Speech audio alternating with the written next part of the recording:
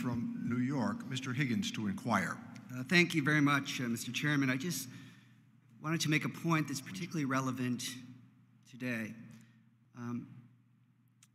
We have enemies in Eastern Europe, particularly Russia today. We often criticize, justifiably, China. So we're trying to be, at least rhetorically, tough on our enemies. But I think we have to be tougher on ourselves about our enemies. The Middle East and recently Eastern Europe, specifically Russia, have weaponized our addiction to oil and gas to finance their wars against freedom and democracy in Ukraine. Despite what you hear here oftentimes, the United States is not energy independent. The United States imported 672,000 barrels per day of Russian crude oil and refined products last year. That's according to the Energy Information Agency. The Biden administration's initiative to promote enhanced, improved supply chains, electric vehicles, and semiconductor manufacturing is not only important, it is urgent. And you can't talk a tough game in support of America and democracy without taking decisive action on these issues. You know, they say that the Stone Age didn't end because we ran out of stones. And the oil age won't end because we've run out of oil.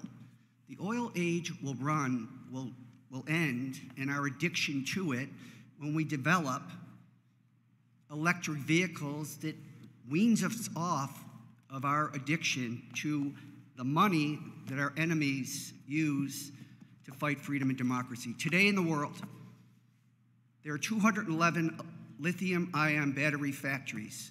Batteries are 30 to 40% of the entire cost of an electric vehicle. 211 globally. 156 are in China. 22 are in Europe, and 12 are in the United States. China is building one battery plant every single week. The United States is building one battery plant every 4 months. Americans say 75% want an electric vehicle, 50% are reluctant to purchase one because of lack of confidence in infrastructure, charging stations in particular. To build electric vehicles, you have to control the supply chain. If you don't control the supply chain, you are controlled by the supply chain. Top 25 countries for raw materials to make refined lithium-ion batteries, China is number 1, with 80% of the global refining capacity. Out of the top 25, the United States is number 15. The U.S. is not energy independent, and electric vehicles, we are behind. So I would remind all of my colleagues here that tough talk is not helping anyone. And the best way to stabilize the world is to take from those who do not diversify their economies because they can just drill in the ground. That's all they have to do.